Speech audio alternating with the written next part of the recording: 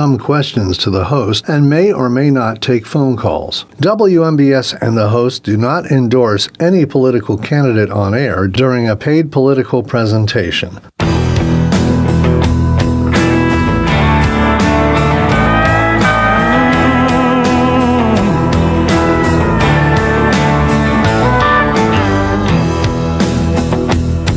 This land of ours is under attack. Time has come, we're gonna take it back.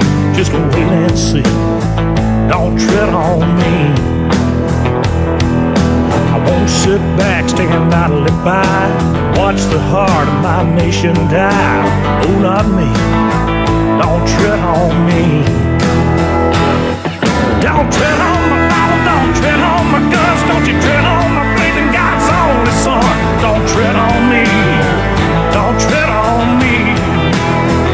Hey everybody, this is Jon Marietta, and I am the Hillbilly. And today's show is being brought to you by Patriot Switch, Monarch Windows and Doors, Mauser's Garage and Tire Center, PatriotsOnline.com, Fayette County Recovery Storage and U-Haul, Country Motor Sales, Tactical Civics, White Mountain Logging, Solid Foundation Ministry, New Life Free Methodist Church, Highline Motorsports, Gun Owners of America, Hillbilly Jon Radio, once on YouTube, and Jon Marietta for We the People, and Driscoll's Plotting Shed in Cornersville.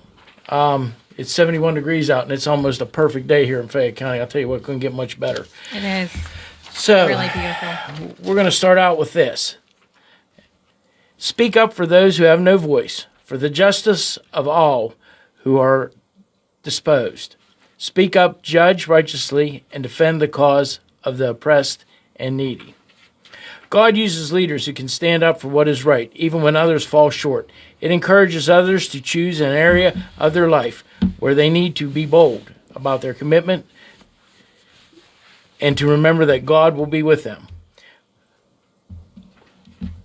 There are times when standing up for others may cause us to lose the popularity contest, but it will allow others to see God in us. And there may even be times when our position speaks louder than words than it ever could. The Bible verse was from Proverbs 31, 8 and 9. It feels like it should be like Friday already. I mean, that's how busy I thought it was until you just said that. I forgot it was only Tuesday. Nah, it's only Tuesday, but we're getting going. Hey, everybody! I want to make sure everybody understands the Hillbilly Picnic is going to be Saturday, July the 6th, 2024. It's going to be from 2 to 7. You don't have to stay the whole time. We'll just come out and we'll have the busing and eat and around 2:30, and it's going to be at Franklin Township Park, and it's going to be at Pavilion 1. Please come out. There's no charge. Just come out. If you want to make a donation for the pavilion or for the some of the food, it'd be fine too. Well, that's what we're going to do. Mm-hmm. Okay. Speaking of picnics, we have another picnic to now announce. We have another picnic we have to talk about. You're going to have to introduce yourself. Crystal. Mm-hmm. Okay, and Crystal's with Junior Red Raiders. Yes. And we're having a barbecue this Saturday? Next Saturday. Next Saturday. June 22nd. Okay. And at 1 to 5 at the Polish Club here in Uniontown on South Mount Vernon Avenue. And we're looking for donations still. We're looking for some sponsors. Anybody that wants to come and have a good time. We're going to have a face painter will be there. JJ the Magician will be there doing balloons. The Blue Arch will be there by Arch from Above by Nicole. And we're going to have a lot of fun things for the kids to do. Come out and enjoy it. Adult tickets are $15. Kids tickets are $8. And we have extra items and everything available. And come out and meet some of the kids. I'm sure they'll all be there. And Brian and I will be there also from the team. And if you want a chance to win a ticket, here's your chance. So we're going to go with caller number 5. Call in at 724-438-4593 for your chance to win one adult and one kid ticket.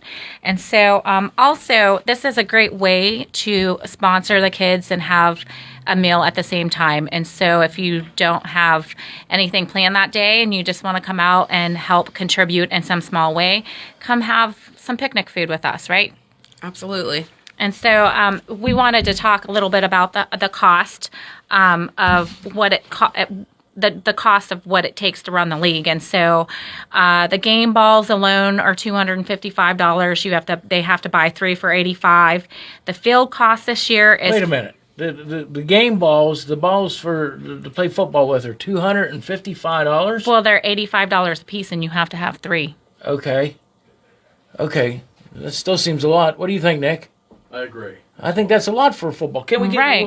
They made From United States? from Five Below, I don't know, but I guess they have we to be don't- official. No, we don't want to get them at Five Below. We got to have real footballs. I mean, but I'm thinking like NFL footballs probably don't cost that. Probably not. Probably not, unless they're autographed, probably. I don't know. We get them at Dick's. That's all I know. We get them at Dick's. Good enough. So then the field charges this year, there was an increase in charges. They're charging $5,500. That's for all 3 home games as well, right? 4 home games. 4 home games. And then they need an announcer, they need nurses, they need clock operators. They all charge $100 per home game. And so just in those costs alone, it's almost $6,000. Can you believe that, For John? each game. For the whole for all 4 games. 4. For 4 games. 4 home games, Yeah. yes.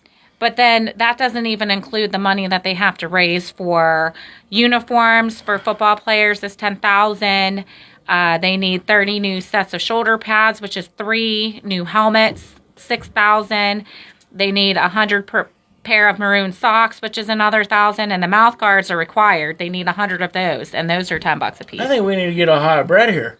Right? Yeah, I think we have a concert. Right. I think this sounds like a concert for a hybrid. We'll raise some money. Yeah, and then the cheerleaders, they have a lot of stuff. Yeah. They have bows, they have uniforms, pom-poms, shoes, jackets, pants, Spanx, book bags, socks.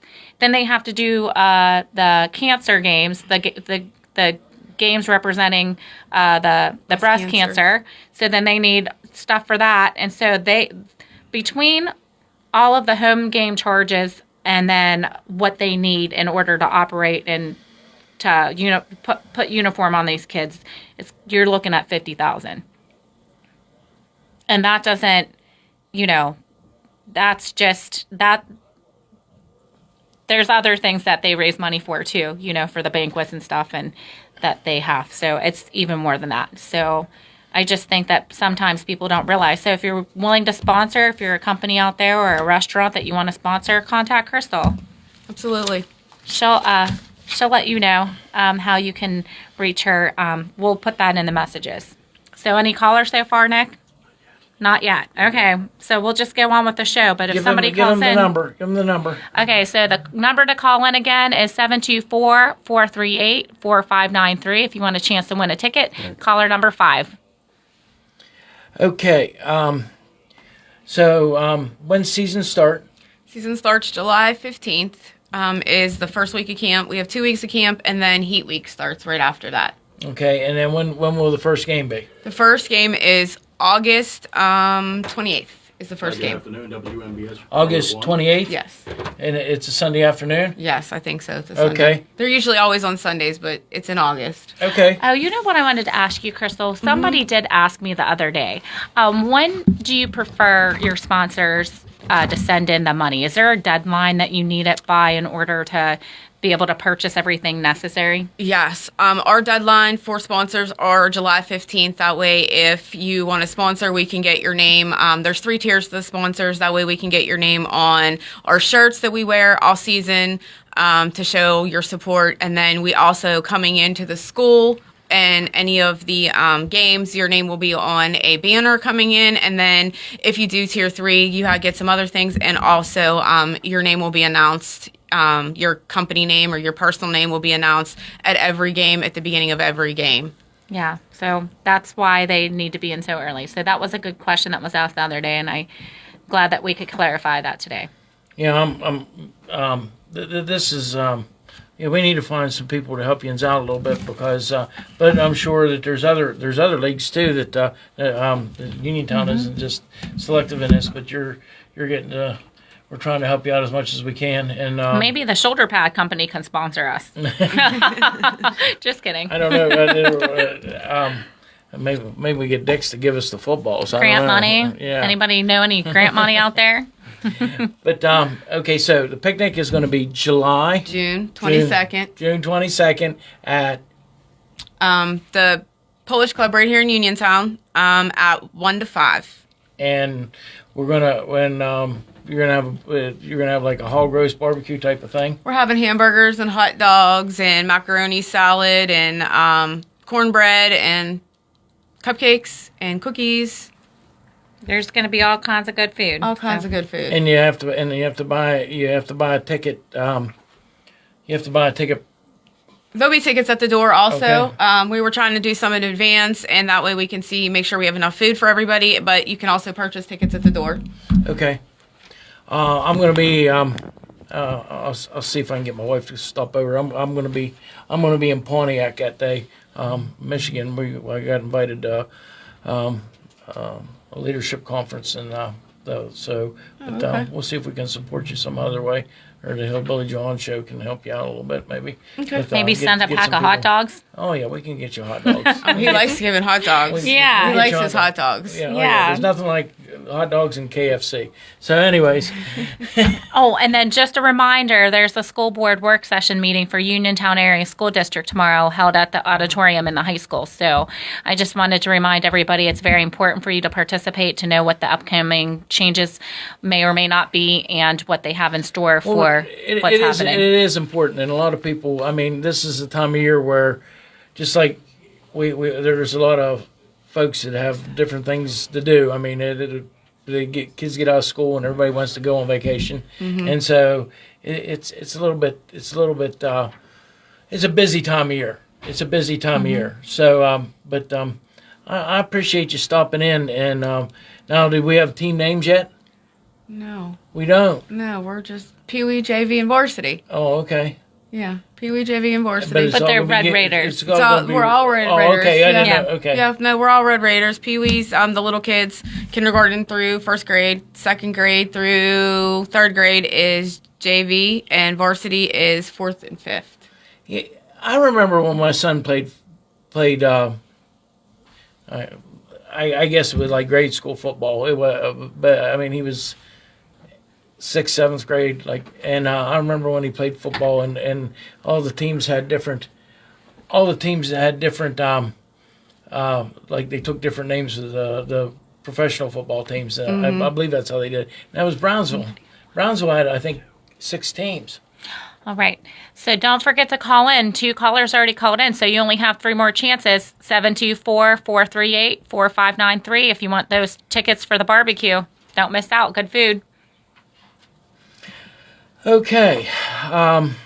Like I said, it's been a busy. It's been a busy kind of day. Sunday, the weather's been like all but perfect. I mean, hasn't it? Yeah. It was chilly though this morning, I thought, whenever I walked out. I needed a sweatshirt. Congratulations. When that sun goes down, it's going to be chilly tonight. Absolutely. Yeah, I think tomorrow's supposed to be a little bit warmer, but we're supposed to get a couple of days warmer. I guess we have. that's wonderful. Nick got a winner on the tickets, so Yep. appreciate that. Is there anything else you want to tell us about the football league? Not at this time. I'll be back on again next week, and I'm gonna give another set of tickets out again next week, and I'll keep you guys updated on anything that we need. And if you would like to sponsor or donate, just reach out to me. My name is Crystal Powell, and you can reach out to me if you go on Facebook. Just message the Junior Red Raider Football League. And And then we have a winner. Ashley Orndorff won those tickets, so congratulations, Ashley. Oh, congratulations. Yeah. Congratulations, Thank you. Ashley. There you go. So, all right. That'll save Ashley from cooking on Saturday afternoon. Right. Keep her out of the kitchen. I'd be happy. Yeah, we'll leave your tickets at the door for you, Ashley, and you can pick them up there. Thank you. Yep. It just amazes me that how much money we're talking about just for the youth.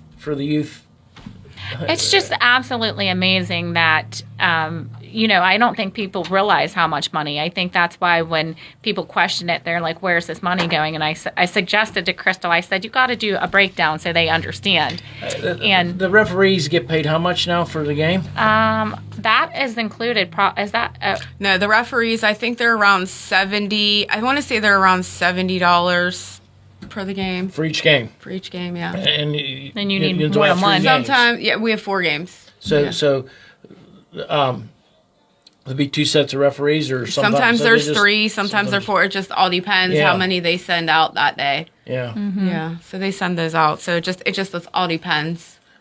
We did find a nurse this year. She offered to volunteer her time. She's also going to coach too. So we did find a wow. nurse to That's donate nice. her time for that. So we That's- appreciate that. That's key. That is because otherwise you would have to have an EMS type. We of, would have to pay an EMS you'd if we have to couldn't pay find an a EMS nurse. if you Yes. couldn't have a nurse there. Well, that's a great way to donate, like, That's something that- right. Yeah, that's yeah. because that's her time because she's going to be there, but it's also saving them $400. Right, absolutely. and the games will start they'll be on Sunday. Yeah, they're on Sunday. We start August 25th. That's our And first at Sunday what game. time? We start at 12. Okay. That's the Pee-wee. Then JV usually starts at 2, and then varsity starts at 4. I was trying to get Crystal to get one of those.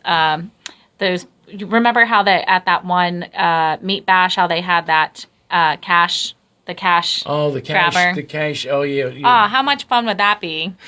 If you had one of those at every game, and that would be like, I mean, my kids wouldn't stay out of that thing. Gina And would be broke. I would be. She'd be broke. I would Her be. kids would eat her alive with that. Yeah, they would. Yeah, it was called. What was it called? They were in there like 3 times. Yeah. It's like that Chuck E. Cheese machine Yeah. with the tickets. Yeah. And you get to grab as much cash as you can. And I don't know how much is in there. You should Yeah. get those inflatables. You know how they have the pierogi races for the football game or the baseball games?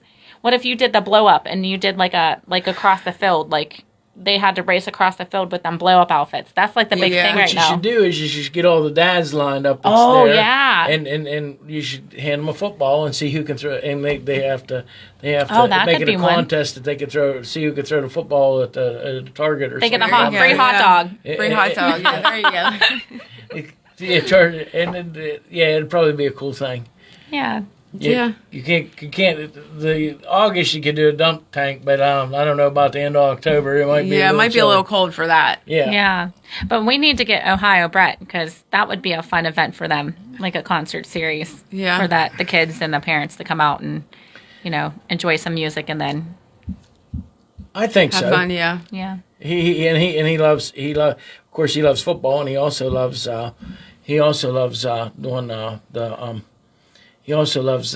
doing raising money for the kids, and he'd probably we could get him to come over and do something like that. That'd be great. Yeah. And it's great for local bands too, because if they're doing like, how that at a concert there's the main event and then there's like a couple of little ones leading up to that.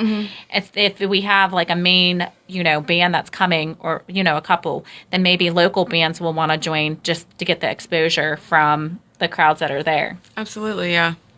Absolutely. Maybe somebody knows the Clarks. Maybe they'll send them our way. I don't know about the Clarks, but I'll tell you what. One thing I will tell you, we went to the meat bash thing, out at West Lacing Ring for the Dunbar, and the fellow that played there, he was really good. He was really good. He was really good, and it was. I mean, the food was good, and The sauerkraut. It was like they had this sauerkraut made with vinegar that you put on the pork. Oh my gosh, it was so good. I can't even talk enough about this sauerkraut. I can't even tell you. It was like pickled sauerkraut. I don't know what it was, or pickled coleslaw. It was coleslaw. I thought that it was a side dish, and they're like, "Oh no, honey, you put that on your coleslaw or your hot dog. No, it was pulled pork." And I was like, "Oh," so I started, and then they had all these different sauces. They had vinegar sauce. They had, and I'm like, with my little samples of meat. One with, coleslaw, one with like the vinegar. Like I had to have like, me. Yeah, I gotta know. You like try choice, everything. Yeah. You like choices. Crystal, not so much. She probably would have skipped all that. Yeah, but I'm a bland person. She's picky. Yeah, I'm very picky when it comes to eating stuff. Well, like I said, it's one more time. We're going to tell. I want you to tell one more time about. It's going to be at the Polish Club in It's going to Uniontown. be at the Polish Club in Uniontown on June. June 22nd from 1 to 5. Okay. And the cost. The tickets for adults are $15 and kids are $8. And it comes with a bunch of food, so Yes. you're not going to leave hungry for sure. No, not at all. And we also have extras. And there's a bunch of event or things going on for the kids. They So usually that'll be have fun. gift baskets and stuff too. Yes, we're going to have Chinese auction, 50-50. We're going to have a balloon guy there. JJ the Magician's going to be there doing his balloons. And Dom is going to be there painting faces away.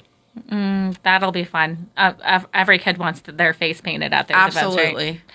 Then they'll make their parents pay like $50 for their face to get painted. Ours they is have $2. To. Oh, $2. That's a $2. deal. That's a deal. Yes, $2 for face painting and $1 for JJ the Magician to make you a dog, a knife, whatever you're looking for. He'll make you some Oh balloons my up. gosh, that is so fun. So you don't even have to spend a lot of money. You can just come out and spend minimal, donate to the cause. And It's we're trying to do something fun for the kids and just trying to raise a little bit of money to help them out, to help bring down the costs for everything so we can have fun and get the kids what they need this year, and at the end of the year they can have a good banquet. The one question I know you had signups already. Mm-hmm. I just got to thinking about this.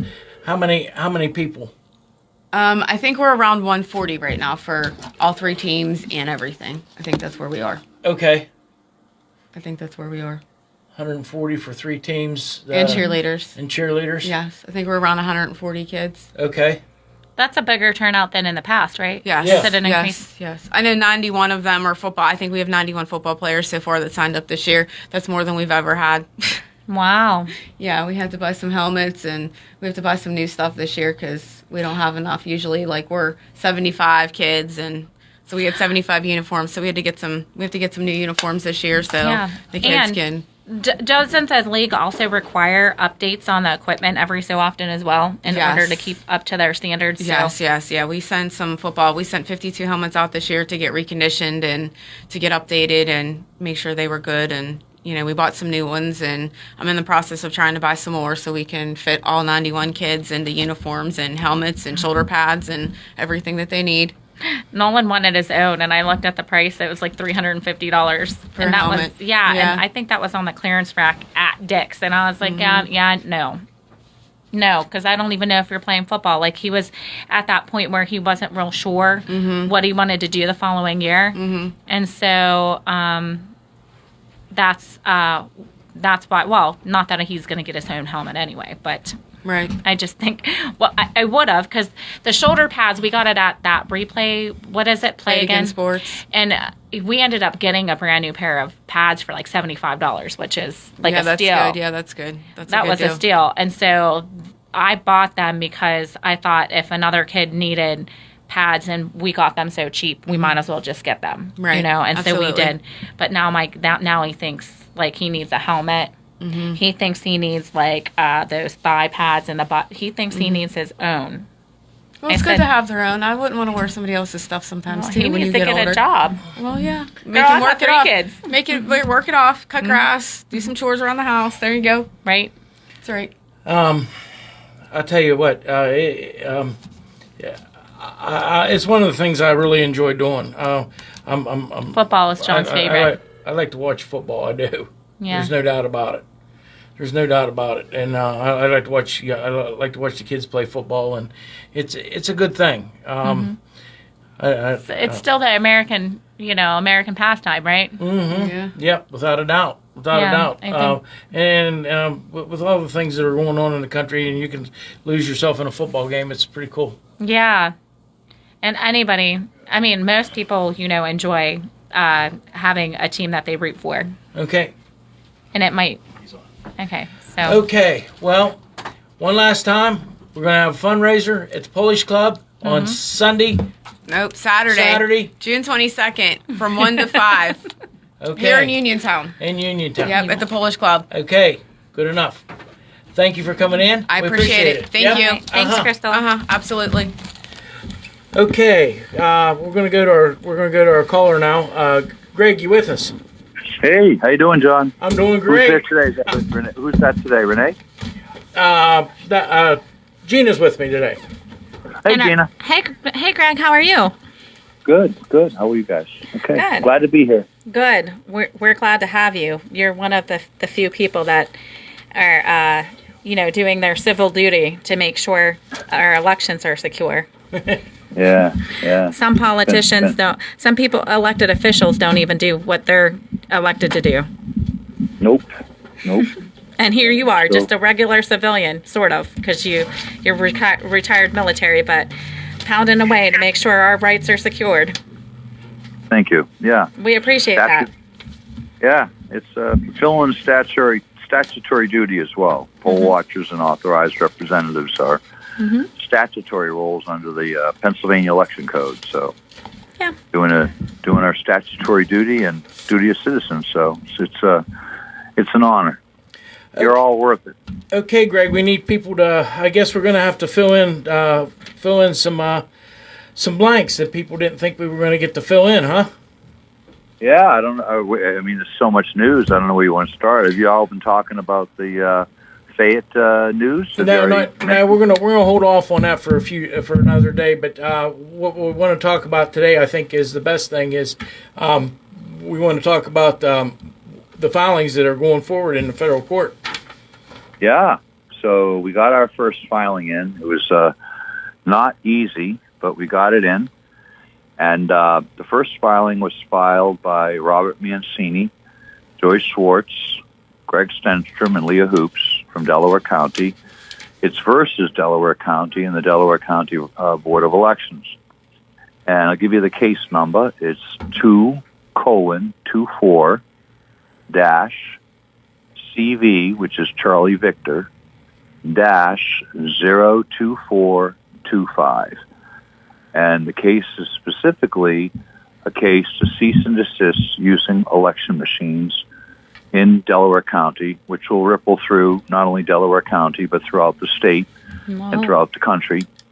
The cease and desist is because the counties, recalcitrant counties, are not certifying hash code, which is the secure build verification, nor doing logic and accuracy testing in accordance with federal and state law and Act 77 and the 25 PS election code. So it's taken us 3 years to develop a number of cases and create the evidentiary base, which clearly shows that they're not certifying the machines, and that provides a vector for fraud, massive fraud, and we have, of course, we have evidence that they've actually committed massive election fraud. So between those three elements, number one, the biggest thing is, and the question to the court is, are they doing a proper certification?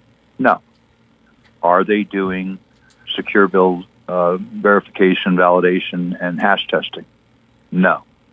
Are they doing proper logic and accuracy testing? No. So it's a no, no, no. Wow. We have attestations and we have documentation, admissions that were admitted in court and hearings, and we have over a dozen cases, I think, were cited in the case where they admit to not doing that. They admit that they didn't certify the machine in accordance with federal law. They admit they did not do the hash testing, and they said, "Oh, it's not required," which it is. And they admit to not doing logic and accuracy testing. And the primary problem they have is that the Election Assistance Commission, which is called the EAC, is the federal guidance and agency that gives the directives of what they're supposed to do.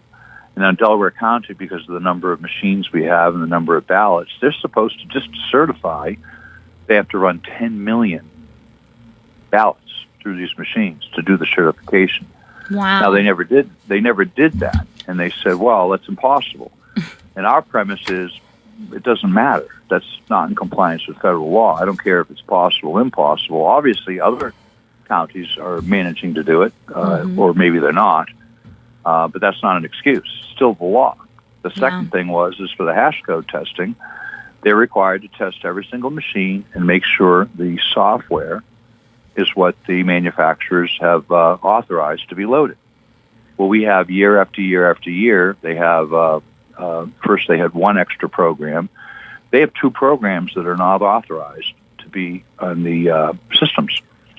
And the system, the code is basically what it is it allows modification of the database and a modification of the vote. So our question was, number one, it's not authorized. It shouldn't be. It's not part of the build. It's not allowed to be on the scanners at all. And number two, given the fact that it's on the servers, why? And then the third thing for logic and accuracy testing, in Fayette County, I'll talk there because you're out there. There's 77 precincts, and each individual precinct has different people running. You have different paper ballots for every precinct. So what they're supposed to do in testing in general is what they call upper, lower, and nominal boundaries, and there's a whole test procedure. So they're supposed to take ballots that have been produced by, when people come in and they use the poll ads. I think you got poll pads. You guys use no inks out there. Yep. Well, people vote on the no inks or the poll pads, and it prints out a ballot already filled out. And you have other people that fill them out by pen and paper and put in write-ins and so forth. They're supposed to test, the ballots that have been produced by the printers. They're supposed to test ballots that have been hand-filled out. They're supposed to test, one for Biden, one for Trump, one that's all Republican, one that's all Democrat, and then undervotes, overvotes. Yeah. So I'll give you an example in Delco. I don't know what the exact number was. Is how many ballots do you think that would be? How many different variations? Assuming there's 10 people. That's it. Just assuming there's 10 people, or let's say 20, because it's an average of 20 per election. How many variants? How many different ballots do you think they should have to put through? Just a guess. A lot. Probably 100 different ballots. So I'm just going to say there's some number. Right? Right. Well, in Delaware County, they put through 7. Wow. 7. So, and then they said, we're all done. And then on Election Day, it's no wonder that a lot of these machines can't read the ballots. And they do that purposefully. But the bottom line is they don't do it. So there you go. No certification, no hash, no secure build, no logic and accuracy testing. So this is the first lawsuit going through the federal. This is the first one we're doing. The first one, and we just filed it. Yep. And then, and I guess from what I understand, there's a real doozy coming forward for the western part of the state. Correct. So we filed that in the Eastern District of Pennsylvania because it's specifically against Delco, and then we're going to go and we're going to sue Fayette County, Chester County, and Delaware County because that's where we developed an evidentiary base. We could use other counties, but those 3 have an evidentiary base. Jon Marietta, who's on the radio, he'll be signing for Fayette. Brian Unoviak in Chester County, he'll be signing for Chester. And then here in Delco, it'll be Joyce Schwartz, myself, and Leah. We may add a couple of other people to the suit. But in that suit, that's for the mail-in ballots. And the second suit that everyone else will participate in, that I just mentioned, will be for the centralized counting centers. Now, the mail-in ballots, the simplest thing, because there's a whole bunch of different things, is we can show that they're using fraudulent mail-in ballots. We can show that. We have the evidence of that. But that's not really, that's more icing on the cake. What we're going to do is people are, they've been talking about illegal aliens.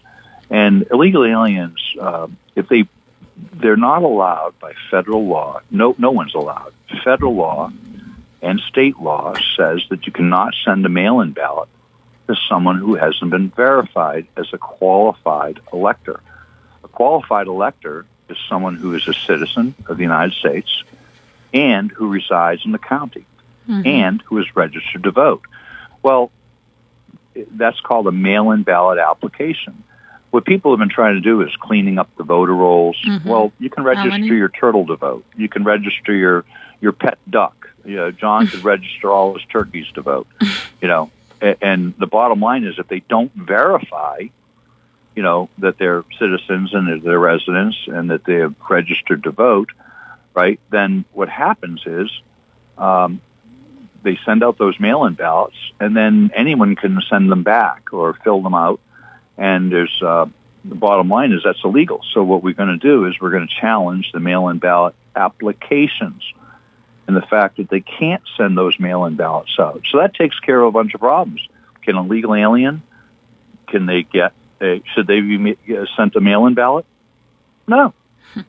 Okay, so my illegal alien problem's gone as long as they do the verification. And the problem is, in the counties, is they're not doing it. They've admitted to not doing it, and they're saying, well, we're breaking that law. And then what we do is after the election or right before the election, then we verify. We see what we get back, and then we verify whether they should be allowed to be counted or not. And we're like, no, that's not how the system works. The person, you shouldn't even have to do that. Right. That vote shouldn't even have to be verified if that, right. That process shouldn't even, there's no tax money should be depleted on that process because it shouldn't even get to that point. Right. And then the second part of it is, and they're guilty of this in Fayette County, and they're guilty of it in Chester County.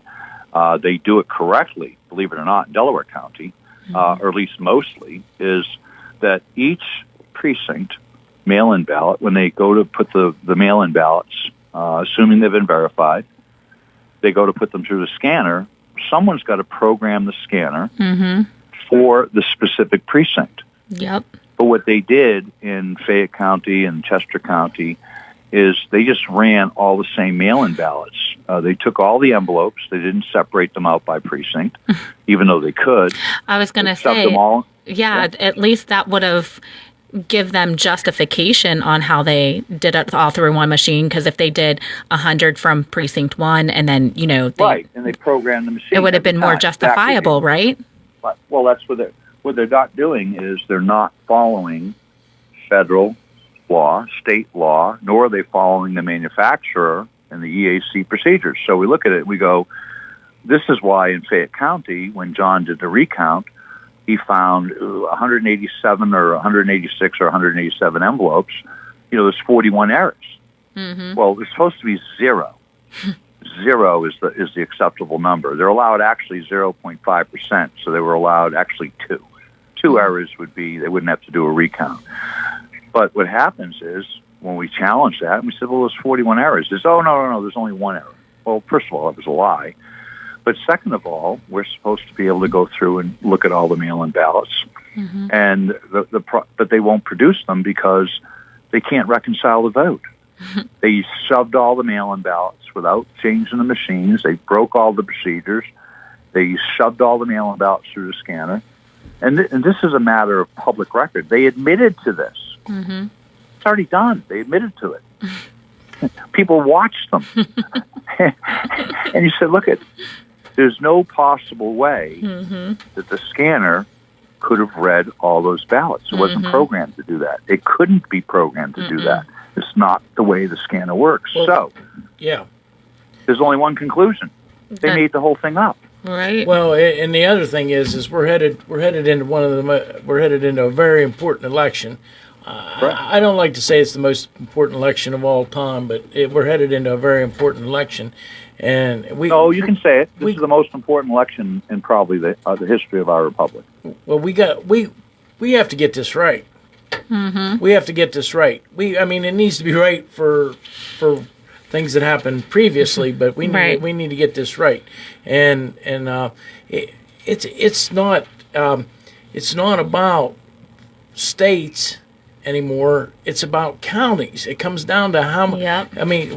There's key counties that you have to win in order to be the president of the United States. And they already know what counties they are. And how many counties is it, Greg? Is it that you have to be successful? Only 20. It's 20. There's 3,143 counties in the United States, and they can swing the entire national election.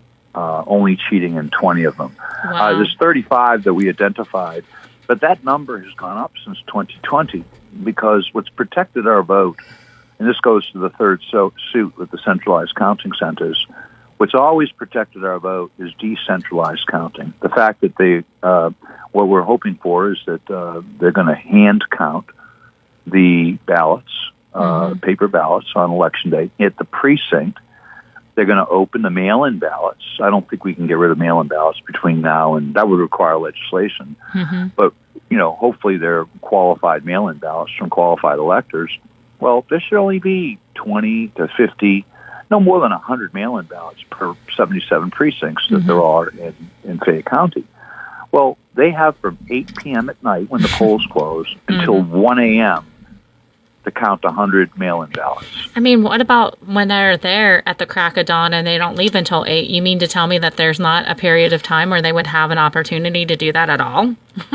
Absolutely. They could start counting the mail-in ballots during the day because the mail-in ballots that are already there, they don't report the vote until 8 p.m., but in all the counting centers, they start counting in the morning. They just don't post it until 8 p.m. But they have all day to count 100 mail-in ballots in a precinct, which we've already shown is $6 per ballot if you do it by hand. How many? It's $21 electronically. How many did we count, John, that day when we were there? How many do you think we counted per hour? There was a lot.